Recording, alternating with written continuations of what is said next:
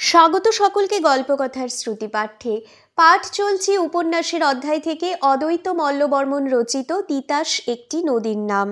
তিতাস একটি নদীর নাম উপন্যাস থেকে আজকের পর্বে আপনাদেরকে পাঠ করে শোনাব অধ্যায় ৩, রামধনু। রামধনু অধ্যায়টি অনেকটা বড় হওয়ায় আমি পাঠের সুবিধার্থে আপনাদেরকে কয়েকটি ভাগে ভাগ করে পাঠ করে শোনাচ্ছি। তবে প্রিয় শ্রোতা বন্ধুগণ, আর দেরি না করে আজকের পর্বের পাঠ শুরু করা যাক। আজ থেকে কয়েকটি পর্ব চলবে তিতাস একটি নদীর নাম উপন্যাস থেকে অধ্যায় ৩, রামধনু। তিতাস নদী এখানে ধনুর মতো বাঁকি আছে, তার নানা ঋতুতে নানা রং, নানা রূপ। এখন বর্ষাকাল, এখন রামধনুর রূপ। দুই তীরে সবুজ পল্লী, মাঝখানে সাদা জল। উপরের ঘোলাটে আকাশ হইতে ধারাসারি বর্ষণ হইতে থাকে। ক্ষেতের গৈরে মাটি মাখা জল শতধারে সহস্রধারে বহিয়া আসে। তিতাসের জলে মিশে সব কিছু মিলিয়া সৃষ্টি করে একটা মায়ালোকের, একটা আবেশ মধুর মরমী রামধনু লোকের। বর্ষাকালে আগাইয়া চলে, আকাশ ভাঙিয়া বর্ষণ শুরু হয়, সে বর্ষণ আর থামে না। তিতাসের জল বাড়িতে শুরু করে, নিরবধি কেবল বাড়িয়া চলে। হু হু করিয়া ঠান্ডা বাতাস বহে, নদীর ঘোলা চলে ঢেউ তোলে। সে ঢেউ জেলেদের নৌকাগুলিকে বড় দোলায়, তার চাইতে বেশি দোলায় আলুর নৌকাগুলিকে। शकरकंद आलू बेचिते रওনা হইয়াছিল একটি নৌকা। পথে নামিয়াছে ঢল। ছোট নৌকা, তাতে কানায় কানায় বোঝাই বড় বড় আলু, আধ সের থেকে এক সের এক একটার ওজন। নৌকার বাতা ডুবে ডুবে, তার উপর বৃষ্টির জল। এখনই না সেচিতে পারিলে হয়তো কোনো এক সময় টুপ করিয়া ডুবিয়া যাইবে। বোঝাই নাও সেউতি ঢোকে না, কাদের মিয়া হতবুদ্ধি হইয়া যায়। শুকনা বাঁশপাতার মাথালটা চিবুক বেড়াইয়া মাথায় আটা, তাতে কেবল মাথাটাই বাঁচে। সমস্ত শরীরে লাগে বৃষ্টির অবারণ ছাঁট। মাথাল শুদ্ধ মাথা বাঁকাইয়া কাদির তাকায় আকাশের দিকে, আর কাদিরের ছেলে চায় বাপের মুখের দিকে। চারদিক একেবারে শূন্য দেখা যায়, মাথায় কোনো বুদ্ধি জোগায় না।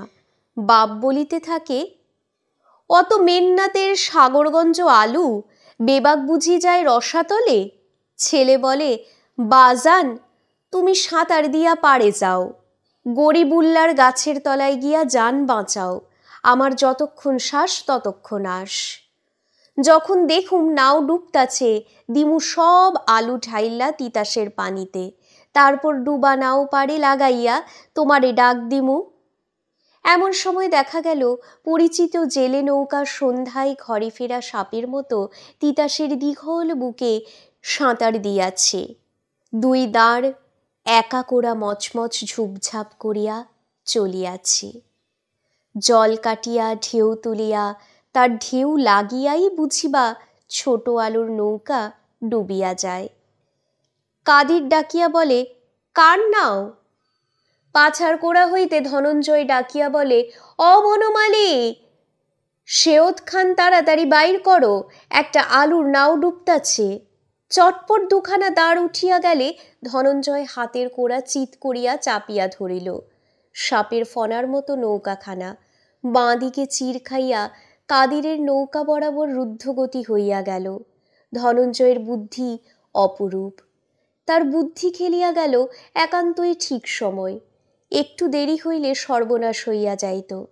তারপর জেলে নৌকার ৩ জন, আলুর নৌকার ২ জন, ৫ জনের হাত চলিল সেলাই কলের সূচের মতো ফরফর করিয়া। দেখিতে দেখিতে জেলে নৌকার প্রশস্ত ডরা এক বোঝাই আলুতে ভরিয়া গেল, আর আলুর নৌকা খালি হইয়া ভাসিয়া উঠিল। কাদিরের মাথার টোকা তখনও অবিশ্রান্ত বৃষ্টি হইতে তার মাথা বাঁচাইয়া চলিয়াছে। বিপদমুক্তির পরের অবসন্নতা তাকে কাবু করিল। মাচানের উপর বসিয়া পড়িয়া বলিল, মালোর পুত, বড় বাঁচানটাই আজ বাঁচাইলা। এতক্ষণ বৃষ্টি ছিল রিমঝিমে ছন্দমধুর। সহসা সে বৃষ্টি খেপিয়া গেল। মার মার কাট কাট শব্দে বৃষ্টি আকাশ ফাঁড়িয়া পড়িতে লাগিল। শাঁ শাঁ ঝমঝম, শাঁ শাঁ ঝমঝম শব্দে কানে বুঝি তালা লাগিয়া যায়। তীরভূমি, তীরের মাঠ ময়দান, গাঁ গেরাম আর চোখে দেখা যায় না। ধোঁয়াটে সাদা আবছায়ায় চারিদিক ঝাপসা হইয়া গিয়াছে। বনমালী মনে করিয়াছিল তারা তীরে নাও ঠেকাইয়া বসিয়া থাকিবে, কিন্তু তীর কোথায়? কাছেই তীর, তবু চোখে দেখা যায় না। ধনঞ্জয় ছইয়ের পেছনের মুখ ধাপড় দিয়া ঢাকিতে ঢাকিতে বলিল, বনমালী ভাই, গাংদি খালে নাও চালাইয়া কোনো লাভ নাই, এখানেই পাড়া দে। ভারী মোটা একটা বাঁশ জলে নামাইয়া নদীর মাঝখানেই পাড় দিতে দিতে পুঁতিয়া ফেলিল। তার সঙ্গে শক্ত দড়ি দিয়া নৌকাখানা বাঁধিয়া ধনঞ্জয় বলিল, থাউক নাও অখন বাতাসের সাথে সাথে ঘুরুক। কই অমিয়ার পুত, ছইয়ের তলে গিয়া বও। কাদির মাথা ঢুকাইতে ঢুকাইতেই থামিয়া গেল দেখিয়া বনমালী বলিল, ছইয়ের তলে কিছু নাই, ভাত বেনুন সব খাওয়া হইয়া গেছে। 5 জনেরই ভেজা গা, সঙ্গে একাধিক কাপড় নাই যে বদলায়। ছোট ছইখানার ভিতরে তারা গা ঠেকাঠেকি করিয়া বসিয়া রহিল। কাদিরের ভেজা চুল এলোমেলো হইয়া গিয়াছে, তার সাদা দাড়ি হইতে বিন্দু বিন্দু জল ঝরিয়া পড়িতেছে বনমালীর কাঁধের উপর। কাদির এক সময় টের পাইয়া হাতের তালুতে বনমালীর কাঁধের জলবিন্দুগুলি মুছিয়া দিল। বনমালী ফিরিয়া চাহিল কাদিরের মুখের দিকে। বড় ভালো লাগিল তাকে দেখিতে। লোকটার চেহারায় যেন একটা সাদৃশ্য আছে যাত্রাবাড়ির রামপ্রসাদের সঙ্গে। তারও মুখময় এমনই সাদা সোনালি দাড়ি, এমন শান্ত অথচ কর্মময় মুখভাব। রামায়ণ মহাভারতে পড়া বাল্মীকি ও অন্যান্য মুনি ঋষিদের যেন রামপ্রসাদ একজন উত্তরাধিকারী। আর এই কাদির মিয়া, হ্যাঁ, তার মনে পড়িতেছে সেবার গোকনঘাটের বাজারে মহরমের লাঠি খেলা হয়। বনমালী দেখিতে গিয়াছিল। ফিরিবার সময় তাদেরই গাঁয়ের একজন মুসলমানের সঙ্গে পথে তার দেখা হয়। তারই মুখে কারবালার মর্মবিদারক কাহিনী শুনিতে শুনিতে বনমালী প্রায় কাঁদিয়াই ফেলিয়াছিল। এর সঙ্গে আরও শুনিল তাদের প্রিয় পয়ঙ্গম্বরের কাহিনী। সেজন বীরত্বে ছিল বিশাল, কিন্তু তবু তার আপনজনকে বড় ভালোবাসিত। কাদির যেন সেই বিরাটিরই একটুখানি আলোর রেখা লইয়া বনমালীর কাঁধে দাড়ি ঠেকাইয়া চুপচাপ বসিয়া আছে। বনমালীর বড় ভালো লাগিতেছে। বাস্তবিক যাত্রাবাড়ির রামপ্রসাদ, বিরামপুর গাঁয়ের এই কাদির মিয়া, এরা এমনই মানুষ যার সামনে হোঁচট খাইলে হাত ধরিয়া তুলিয়া অনেক কাঁটা ঘেরা পথ পার করাইয়া দিবে, আবার দাড়ির নিচে প্রশান্ত বুকটায় মুখ গুজিয়া 2 হাতে কোমর জড়াইয়া ধরিয়া ফুপাইয়া কাঁদিলেও ধমক দিবে না, কেবল অসহায়ের মতো পিঠে হাত বুলাইবে। বনমালীর চোখ সজল হইয়া ওঠে। তার বাপও ছিল ঠিক এমনই একজন, কিন্তু সে আজ নাই। একদিন রাতের মাছ ধরা শেষে ভেজা জাল কাঁধে করিয়া বাড়ি ফিরিতেছিল। পথের মাঝে তুফানে গাছ চাপা পড়িয়া মারা গিয়াছে। ছইয়ের বাহিরে বাঁশের মাচানগুলিতে বৃষ্টির বড় বড় ফোঁটা পড়িয়া ভাঙিয়া চৌচির শতচির হইয়া পড়িতেছে। নৌকার বাহিরে যতদূর চোখ যায় সবটাই তিতাস নদী। তার জলের উপর বৃষ্টির লেখাজোখাহীন ফোঁটাগুলি পাথরের কুচির মতো তার বুকে গিয়া বিঁধিতেছে, আর তারই আঘাত খাইয়া ফোঁটার চারিপাশটুকুর জল লাফাইয়া উঠিতেছে। হাওয়া নাই, জলে ঢেউ নাই, তবু নদীর বুকময় আলোড়ন, আর একটানা ঝা ঝা ঝিম ঝিম শব্দ। ছইয়ের সামনের দিক খোলা, এদিক দিয়া বাতাস ঢোকে না বলিয়া জলের ছাঁটও ঢোকে না। যেদিক দিয়া ঢুকিবার সে পিছনের দিক, সেদিকে বন্ধ আছে। কাদিরের চক্ষু ছিল নৌকার বাতার বাহিরে। সেখানে কোনো সুদূর হইতে তীরের বেগ ছুটিয়া আসা ফোঁটাগুলি তীরের মতোই তিতাসের বুকে বিধিয়া আলোড়ন জাগাইতেছে। বনমালী তার গামছাখানা খানিক বৃষ্টির জলে ধরিয়া রাখিয়া চিপিয়া জল নিংড়াইয়া কাদিরের হাতে দিয়া বলিল, নেও ব্যাপারী, গতর মুছো। কাদির সস্নেহে তার মুখের দিকে চাহিয়া দেখিল বনমালীকে নিতান্ত ছেলে মানুষটির মতো দেখাইতেছে, অথচ মালোর বেটার দেহের পেশিগুলি কেমন মজবুত। ব্যাপার আমার বংশের কেউ করে নাই বাবা, চরের জমিতে আলু করছি, শনিবারে শনিবারে হাটে গিয়া বেচি, ব্যাপারীর কাছে বেচি না, বড় দরাদরি করে, আর বাকি নিলে পয়সা দেয় না। মাছ ব্যাপারীরাও এই রকম, জাল্লার সাথে মুলামুলি কইরা দর দেয় ট্যাকার জাগায় শিকা, শহরে নিয়া বেচে শিকার মাল ট্যাকায়। কাদিরের দৃষ্টি সামনের দিকে, যেখানে বৃষ্টির বেড়া চালে সব কিছু ঢাকা পড়িয়া গিয়াছে। খানিক চাহিয়া থাকিয়া বলিল, কি ঢল নামছে রে বাবা, গাও গ্যারাম মালুম হয় না, তাহার তামাক খাইতে ইচ্ছা করিতে লাগিল। এই সময় অন্তর্যামী বনমালী নামক ছেলেটা তামাকের ব্যবস্থায় হাত দিল। বাঁশের চোঙার একদিকে টিকা, আরেকদিকে তামাক রাখার ব্যবস্থা। কাদিরের ছেলে এইবার ভাবনায় পড়িল, সে যখন আরো ছোট ছিল তখন বাপের সঙ্গে গ্রাম গ্রামান্তরের কত বামুন কায়েতের বাড়িতে দুধ বেচিতে গিয়াছে। তারা তার বাপকে আদর করিয়া ডাকিয়া বসায়, নিজেরা চেয়ারে বসিয়া ছেলেপুলের হাতে একখানা ধূলিধূসর তক্তা আনাইয়া মুখে মিষ্টি ঢালিয়া দিয়া বলে, বও বও কাদির বও, তামুক খাও। তাদের নিজেদের হাতে তেল কুচকুচে মসৃণ হুঁকা। কাদিরের জন্য বাহির করিয়া দেয় মাচার তলায় হেলান দিয়া রাখা সরু খামচাখানেক আকারের থেলো। কাদির আলাপি মানুষ, বলিতে যেমন ভালোবাসে শুনিতেও তেমনি ভালোবাসে।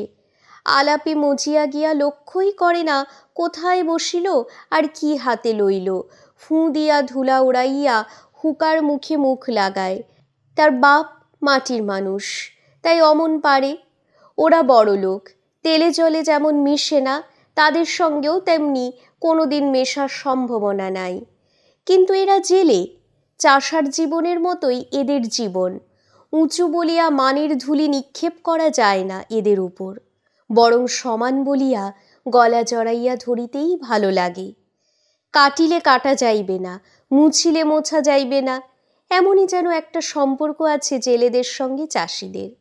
বনমালী তামাক সাজার আয়োজন করিতেছে নিজের হুকায় সুখের টান দিয়া। সে যদি কলকেখানা খুলিয়া তার বাপের দিকে হাত বাড়ায়, সে তখন কি করিবে?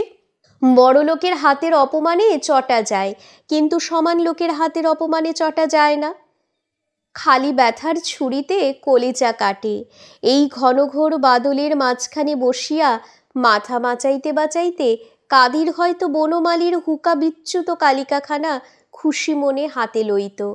কিন্তু বনমালী মালসায় হাত দিয়া দেখে জলের ছাঁট লাগিয়া আগুনটুকু নিবিয়া গিয়াছে। নদীর মোড় ঘুরিতে বাজার দেখা গেল। একটু আগে বৃষ্টি হইয়া গিয়াছে, এখন চারিদিক ফর্সা, কিন্তু রোদ ওঠে নাই। আকাশের কোনো কোনো দিক গুমোটে আচ্ছন্ন, মনে হয় কোথায় কোথায় যেন এখনো বৃষ্টি হইতেছে। এক একবার দমকা হাওয়া আসে, ঠান্ডা লাগে শরীরে। মেহনতের সময় এই বাতাস গায়ে বড় মিঠা লাগে। নৌকা একেবারে তীর ঘেঁষিয়া না চলিলেও তীরের গাছগাছড়ার সবুজ ছায়া কাদিরের নৌকার ধমকে জলের ভিতর কাঁপিয়া মরিতেছে। ছায়াগুলি এত কাছে থাকিয়া কাঁপিতেছে, আর কাদিরের ছেলের বৈঠার আঘাত খাইয়া ভাঙিয়া শতটুকরা হইয়া যাইতেছে। নদীর এ বাম তীর, দক্ষিণ তীর ফাঁকা, গ্রাম নাই, ঘরবাড়ি নাই, গাছগাছরা নাই, খালি একটা তীর। তীর ছড়াইয়া কেবল জমি আর জমি। অনেক দূরে গিয়া ঠেকিয়াছে ধোঁয়াটে কতকগুলি পল্লীর আবছায়ায়। যেসব খোলা মাঠ বাহিয়া বাতাস আসে, নদী পার হইয়া লাগে আসিয়া এপারের গাছগুলির মাথায়। ছোট বড় দুইটি নৌকাই একসঙ্গে গিয়া হাটের মাটিতে ধাক্কা খাইল। পশ্চিম হইতে সোজা পূর্ব দিকে আসিয়া এইখানটায় নদী একটা কোণ তুলিয়া দক্ষিণ দিকে বাঁকিয়া গিয়াছে। সেই কোণের মাটি বাজারের টেক, তারই পূর্ব দিক দিয়া একটা খাল গিয়াছে, সোজা উত্তর দিকে সরল রেখার মতো। নদীর বাঁক থেকে খালটা গিয়াছে দেখিয়া মনে হয় নদী চলিতে চলিতে এখানে দক্ষিণ দিকে মুখ ঘুরাইয়াছে, আর উত্তর দিকে কোথায় অদৃশ্য হইয়া গিয়াছে তার মাথায় লম্বা বেনিটা। সেই খালের পর পাড়ে একটা পল্লী, নাম আমিনপুর। একদিকে পাটের অফিস, আরেকদিকে কতকগুলি ঘর বাড়ি, গাছগাছালি। খালের এপারে হাট বসিতেছে, আর ওপারের গাছগাছালির মাথার উপর দিয়া আকাশে উঠিয়াছে একটা রামধনু। সূর্য পশ্চিম দিকে ঢলিয়া পড়িয়াছে, পূবের আকাশে কণা কণা বৃষ্টির আভাসে ঝাপসা একটা ঠান্ডা ছায়া লাগানো। পশ্চিমের সূর্যের সাত রং পূবের আকাশের মেঘলার ফাঁদে ধরা পড়িয়া গিয়া উঠাইয়াছে এই রামধনু। মাত্র ঘণ্টা দুই আগে যে বৃষ্টি হইয়াছে তেমন প্রচণ্ড বৃষ্টি খুব কমই দেখা যায়। নৌকাতে থাকিয়া ততটা বোঝা যায় না। বাড়িতে থাকিলে দেখা যাইত ঘরের চালের ঝমঝম শব্দে কান ফাটিয়া যাইতেছে। চাল বাহিয়া পড়া একটানা বৃষ্টির জলে ছাঁচে লম্বা এক সারি গর্ত হইয়া গিয়াছে। কোথায় কোনো নালা আটকাইয়া গিয়া উঠান জলে ভরিয়া গিয়াছে। তুলসী পাতার উঁচু মাটিটুকু বাদে ভিটার নিচের সবটুকু জায়গা ডুবিয়া গিয়াছে। উঠানের কোণে অযত্নে যেসব দুর্বা ঘাস গজাইয়াছিল সেগুলি জলে সাঁতার কাটিতেছে। খালটা শুকনা ছিল। আজিকার ঢলে মাঠ ময়দান ভাসিয়াছে। হাল দেওয়া ক্ষেতগুলির ভাঙা ভাঙা মাটি ঢলে গুলিয়া গিয়া কাদা হইয়াছে। সেই কাদা গোলা জল আল উপচাইয়া পড়িয়াছে আসিয়া খালে। শতদিক হইতে শত বাহু বাড়াইয়া দিয়া ক্ষেতেরা কালের দৈন্যদশা প্রাচুর্যে পূর্ণ করিয়া দিয়াছে। খালে তখন উজানের ঠেলা। যে খাল আগে নদীর জল টানিয়া নিয়া কোনো রকমের শুকনা গলা ভিজাইয়া রাখিত, আজ সে খাল উল্ললিত, কল্লোলিত, উথুলিত হইয়া স্রোত বাঁকাইয়া ঢেউ খেলাইয়া বুক ফুলাইয়া তার ভরা বুকের উপচানো জল তিতাসের বুকে ঢালিয়া দিয়াছে। বৃষ্টি থামিয়া গিয়াছে অনেকক্ষণ, কিন্তু সে দেওয়া এখনো থামে নাই। এখনো ধারায় ছুটিয়া আসিতেছে সেই কাদা গোলা জল। কাদিরের পিপাসা হইয়াছিল। আঁজলা ভরিয়া তুলিয়া মুখে দিতে গিয়া দেখে অর্ধেক তার মাটি। বনমালী দেখিতে পাইয়া দয়াদ্র হইয়া উঠিল। থুইয়া দাও, খাইতে পারবা না। খালের জলে গাঙের জলেরে খাইছে। মালোপাড়ায় আমার কুটুম আছে। আলু তোলার পর নিয়া যামু তোমারে। কি কুটুম? সাধি সম্বন্ধ কিছু করছো নাকি? না ভইন, বিয়া দিচ্ছি। বনমালীর সাহায্য পাইয়া কাদিরের সব আলু একদণ্ডের মধ্যে হাটে গিয়া উঠিল। চারিদিকে ছড়াইয়া না পড়ে এই জন্য কাদিরের ছেলে জলঘাসের ন্যাড়া বানাইয়া আলুর গাদার চারিপাশে গোল করিয়া বাঁধ দিল। সেই বাঁধ ডিঙ্গাইয়া দুই চারিটা ছোট ছোট আলু এ পাশে ও পাশে ছিটকাইয়া পড়িতে লাগিল। আর সেগুলি মালিকের অধিকারের বাইরে মনে করিয়া ঝাঁপাইয়া পড়িয়া ধরিতেছিল কতকগুলি ছোট ছোট ছেলে মেয়ে। ভিখারির ছেলে নয়, কিন্তু দেহের আকারে, বসনের অপরিচ্ছন্নতায় ও অপ্রাচুর্যে এবং অস্বাভাবিক কাঙালপনায় সেগুলিকে মনে হইল যেন ভিখারির বাড়া। ইহারা সবখানেই আছে, সব দেশে, সব গায়ে আর সব গায়ের বাজারে। কাদিরেরা যারা আলু বেচিতে আসে তারা অমন দুই চারিটা আলুর জন্য ইহাদিগকে ধমক দেয় না, কিছু বলেও না। তাদের কত আলু নিক না দুই চারিটা এইসব দুঃখীর ছেলে পিলে। পয়সা দিয়া তো কিনিতে পারে না, কিন্তু ধমক দেয় ব্যাপারীরা। আলুতে হাত দিলে চড়চাপড় মারে, আলু কাড়িয়া নেয়। শুধু তাদের থেকে নেওয়া আলু নয়, অপর জায়গা থেকে সংগ্রহ করা আলুও কাড়িয়া নেয় ব্যাপারীরা। আর ছোট ছোট কচি গালগুলিতে মারে ঠাস করিয়া চড়। চর খাইয়া উহারা চিৎকার করিয়া কাঁদে না, গাল মুখ চাপিয়া ধরিয়া এখান হইতে সরিয়া পড়ে আরও মার খাওয়ার ভয়। কেবল যখন তাদের নিজের সঞ্চয় শুদ্ধ কাড়িয়া নেয়, কাকুতি করিয়া ফল হয় না, অনুরোধ করিলে উল্টা গাল খায় মা বাপ সম্পর্কিত অশ্রাব্য ভাষায়, তখন কেবল অনুচ্চ কণ্ঠে ফুপাইয়া ফুপাইয়া কাঁদে।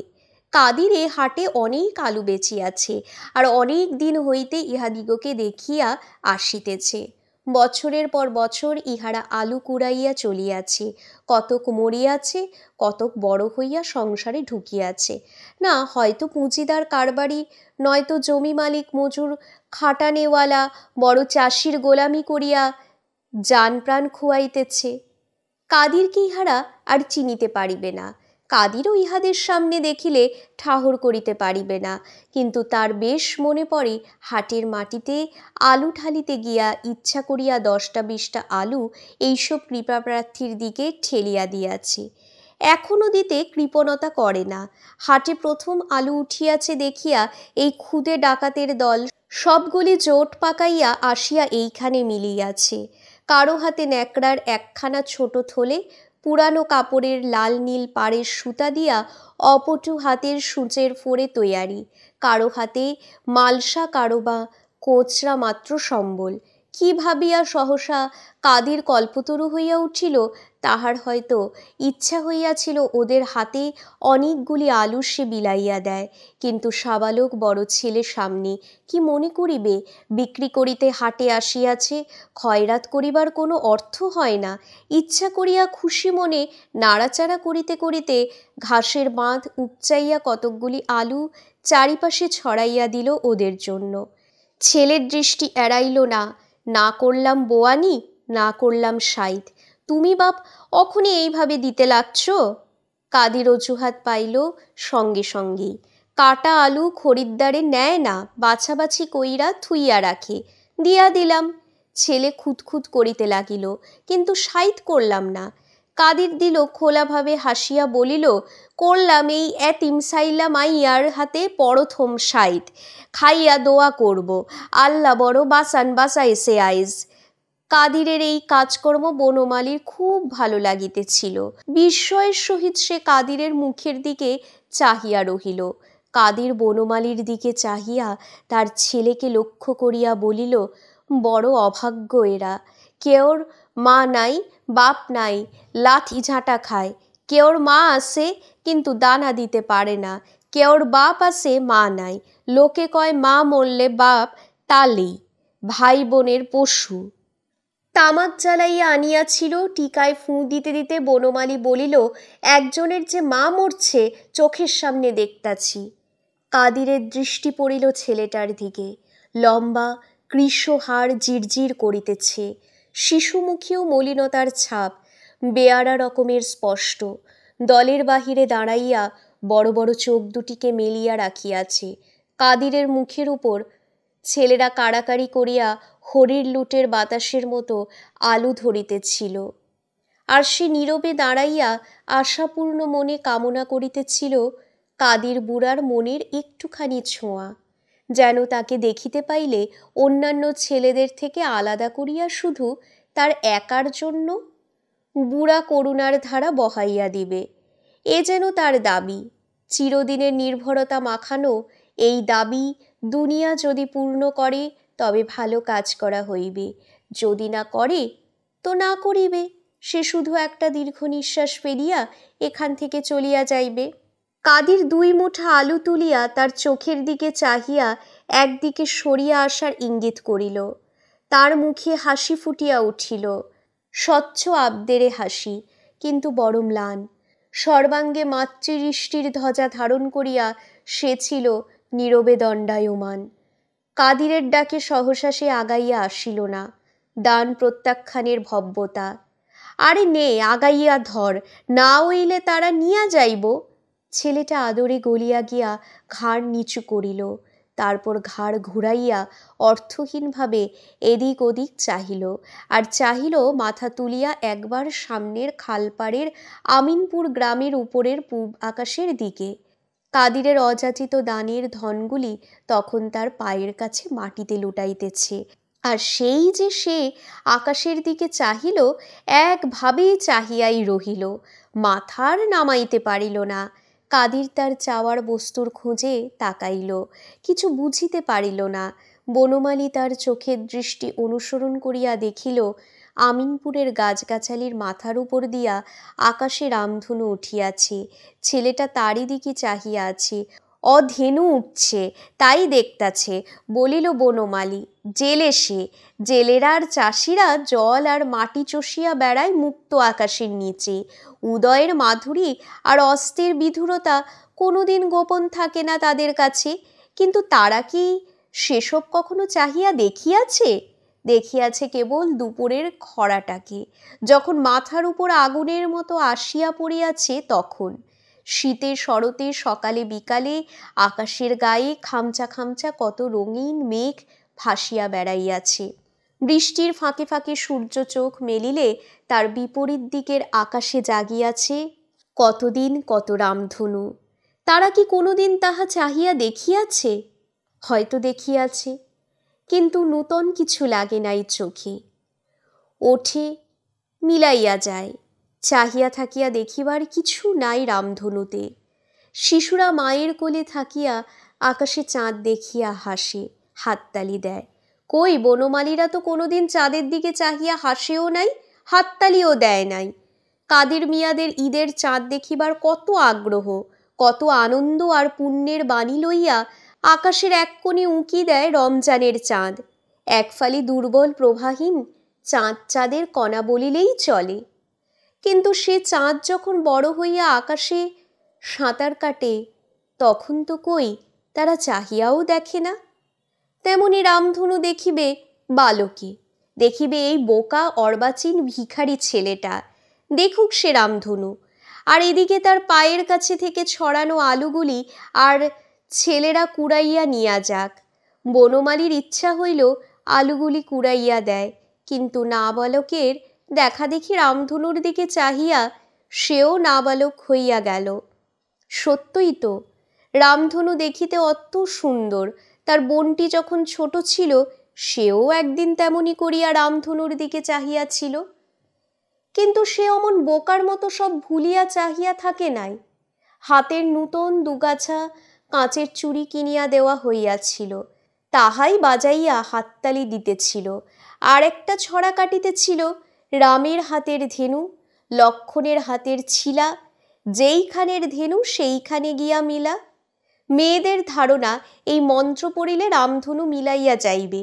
বোনটিকে কতদিন ধরিয়া দেখিতে যাওয়া হয় নাই। এই গাঁয়েই তার বিবাহ হইয়াছে, এই হাটের অল্প দূরেই তার স্বামীর বাড়ি। বিরাট আকাশের ধনু, আকাশের দুই কোণ ছুঁইয়া বাঁকিয়া উঠিয়াছে। মোটা তুলির যেন 7 রঙের 7টি পোঁচ, রঙগুলি সব আলাদা আলাদা। আর কি স্পষ্ট, পিছনের আকাশ হইতে খসিয়া যেন আগাইয়া আসিয়াছে। যত অস্পষ্টতা, যত আবছায়া অনেক পিছনে পড়িয়া রহিয়াছে। দিক উজ্জ্বল করিয়া বাঁকা হইয়া উঠিয়াছে এই রামধনুটা। কি উজ্জ্বল বর্ণ, কি স্নিগ্ধ আর সামঞ্জস্যপূর্ণ তার রঙের ভাঁজ। কোন কারিগর না জানি এই রঙের ভাঁজ করিয়াছে। চোখে কি ভালো লাগে, কি ঠান্ডা লাগে। কোথায় ছিল এতক্ষণ লুকাইয়া? কোথাও তো ছিল না, এখন কোথা হইতে কেমন করিয়া আসিল? চাঁদ সুরজের দেশ এটা, তারা নিত্য ওঠে, নিত্য অস্ত যায়, পশ্চিমে ডুবিয়া ঘুমাইয়া থাকে, আবার সকালে পূবে উদয় হয়। কিন্তু রামধনু থাকে কোথায়? বড় একটা তো দেখা যায় না। অনেক দিন পর দেখা যায় একদিন উঠিয়াছে। কতদিন ঘুমায় এ, কুম্ভকর্ণের মতো। উঠিবারও তাল বেতাল নাই। ইচ্ছা হইলে একদিন উঠিলেই হইল। কিন্তু কি বড়! বোন ঠিকই বলিয়াছিল, তার ছাড়াতে রামের হাতেরই ধনু এটা। যে ধনু অমন, যে রাক্ষস 10 মাথা 20 হাতের রাক্ষস। জোর করিয়া সে ধনু তুলিয়া গিয়া তারও মুখে রক্ত উঠিয়াছিল। রামায়ণের বইয়ের সে কথা বনমালী শুনিয়াছে সীতার বিবাহের পালাগানে ছোটা কীর্তনিয়ার মুখে। শেষে রাম তাকে হাতে তুলিয়া নেয়, হরধনু নাকি বলিয়াছিল। তাই রামের হাতের ধনু, কিন্তু সীতা সে ধনু রোজই বাঁ হাতে তুলিয়া লইয়া ডান হাতে তলাকার জায়গাটুকু লেপিয়া পুছিয়া শুদ্ধ করিয়া দিত। তারপর সীতার বিবাহ হইয়া গেল। রাম তাকে নিয়া অযোধ্যাতে আসিল। তারপর সীতা আর বাপের বাড়ি ফিরিয়া আসে না। না, বোনটাকে দেখিতে যাইতেই হইবে। কতদিন তাকে নেওয়া হয় নাই।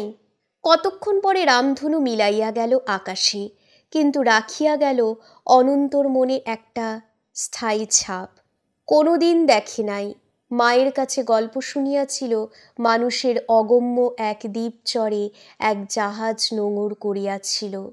খাইয়া দাইয়া লোকগুলি ঘুমাইয়াছে। অমনি চারদিক কাঁপাইয়া ধপাস ধপাস শব্দ হইতে লাগিল। আকাশ হইতে পড়িল কয়েকটা দেওদৈত্য। এরা ছাড়াও আরও কত কিছু আছে যারা মানুষ নয়। মানুষের মধ্যে মানুষের বাসের এই দুনিয়ার মধ্যে যাদের দেখিতে পাওয়া যায় না। দেওদৈত্য তো ভয়ের জিনিস। কত ভালো জিনিসও আছে তাদের মধ্যে। সকলেই তারা এই আকাশেই থাকে। এই যেমন চন্দ্র, সূর্য, তারা, তাহারাও আকাশেই থাকে। নিত্য ওঠে, নিত্য নামে। দেখিতে দেখিতে চোখে প্রায় পুরানো হইয়া গিয়াছে, কিন্তু এদের রহস্যভেদ এখনো করা হয় নাই। অলৌকিক রহস্য ভরা অনন্তর আকাশ ভুবন। আজও তাদেরই একটা অদেখা রহস্যজনক বস্তু তার চোখের সামনে নামিয়া আসিয়াছিল। পিছনের অনেক দূরের আকাশ হইতে, অদেখার কোল হইতে এক্কেবারে নিকটে আমিনপুরের জাম গাছটার প্রায় মাথার কাছাকাছি। বনমালীর মন হইতেও কল্পনার রামধনু মুছিয়া গেল। কেউ বুঝি নামাইয়া দিল তাকে বাস্তবের মুখে। ছেলেটার গায়ের রং ফর্সা, কিন্তু খড়ি জমিয়া বর্ণলালিত্য নষ্ট করিয়া দিয়াছে। এক চিলতা সাদা মাঠা কাপড় কটিতে জড়ানো, আর এক চিলতা কাঁধে। বিগত পরিমাণ একখানা কুশাসন ডান হাতের মুঠায় ধরা। নৌকা গড়িবার সময় তক্তায় তক্তায় জোড়া দেয় যে দুই মুখ সরু চ্যাপ্টা লোহা দিয়া, তারই একটা দুই মুখ এই করিয়া কাপাস সুতায় গলায় ঝুলানো। পিতামাতা মারা যাওয়ার পর মাসাবধি হবিষ্য করার সন্তানের এক সমস্ত প্রতীক। বনমালী দরদি হইয়া বলে, তোর নাম কি রে? অনন্ত। অনন্ত কি? যুগী না পাটনি না সাও না পোদ্দার? অনন্ত এই প্রশ্নের কোনো উত্তর দিতে পারিল না। তোর মা মরছে না বাপ মরছে? মা। কোন হাটি বাড়ি তোর? আঙুল দিয়া মালোপাড়া দেখাইয়া দিল। যাতে তুই মালো? আমরার স্বজাতি? অনন্ত ভালো করিয়া কথাটা বুঝিল না। আবছাভাবে বুঝিল তার মাসির মতো এও তারই একটা কেউ হইবে। তা না হইলে অত কথা জিজ্ঞাসা করিতেছে কেন? তোর বাড়িত লইয়া যাইবি আমারে? গলার ধরার সুতাটা দাঁতে কামড়াইতে কামড়াইতে ঘাড় কাত করিয়া অনন্ত জানাইল, হাঁ, নিয়া যাইবে। বাজার জমছে, চল তোরে লইয়া বাজারটা একবার ঘুইরা দেখি। বাজারের তখন পরিপূর্ণ অবস্থা। কাদিরের দোকানের চারিপাশে অনেক আলুর দোকান বসিয়াছে। গনিয়া শেষ করা যায় না। ক্রেতাও ঘুরিতেছে অগণন। হাতে খালি বস্তা লইয়া তাহারা দরদস্তুর করিতেছে, আর কিনিয়া বস্তাবন্দি আলু মাথায় তুলিয়া ভিড় ঠেলিয়া বাজারের বাহির হইতেছে। একটা না একটা কলরব শুরু হইয়া গিয়াছে। কাছের মানুষকে কথা বলিতে হইলেও জোর গলায় বলিতে হয়, কানের কাছে মুখ নিয়া। কাদের বড় এক পাইকার পাইয়াছে। খুচরা বিক্রিতে ঝামেলা, অবশ্য দর 2-4 পয়সা করিয়া মনেতে বেশি পাওয়া যায়, কিন্তু মধ্যমণি হিসাবের বিক্রি তার চাইতে অনেক ভালো।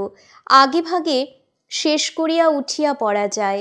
বয়স্কদের ভিড়ে আর ঠেলাঠেলিতে তিষ্ঠিতে না পারিয়া অনন্তর সঙ্গীরা হাট ঘন হইয়া জমার মুখী সরিয়া পড়িয়াছে। অনন্ত চাহিয়া দেখে সচল চঞ্চল এক জনসমুদ্রের মধ্যে সে একা। বালক অনন্তর ইচ্ছা করে বনমালীর একখানা হাত ধরিতে। কাদির শক্ত হাতে দাড়িপাল্লা তুলিয়া ধরিল, একদিকে চাপাইল 10 সেরি বাটখারা, আরেক দিকে ডুবাইল তুলিল আলু, আর মুখে তুলিল কারবারিদের একটা হিসাবের গথ। আয় লাভেরে লাভেরে লাভেরে লাভেরে লাভেরে আরে লাভে, আয় দুয়েরে দুয়েরে দুয়ে আরে দুয়ে, আয় তিনেরে তিনেরে তিনে আরে তিনে, বেচা বিক্রি চুকাইয়া কাদির বলিল, বাবা বনমালী, যাইও একবার বিরামপুরে, কাদির মিয়ার নাম জিগাইলে হালের গরুতে অবধি বাড়ি চিনাইয়া দিব। যাইও। রামধনু অধ্যায়টির বাকি অংশটুকু শুনতে হলে আমাদের চ্যানেল ফলো করুন। আর আমাদের চ্যানেল ফলো করতে হলে আমাদের চ্যানেলটিকে অবশ্যই সাবস্ক্রাইব করতে হবে গল্পকথার শ্রুতিপাঠ্য, এবং পাশে দেওয়া বেল আইকনটি প্রেস করে অল নোটিফিকেশন অন করে দিতে একদম ভুলবেন না, যাতে আমাদের অডিও বুক আপলোড করার সাথে সাথেই আপনাদের কাছে ইনস্ট্যান্ট নোটিফিকেশন পৌঁছে যায়। ধন্যবাদ।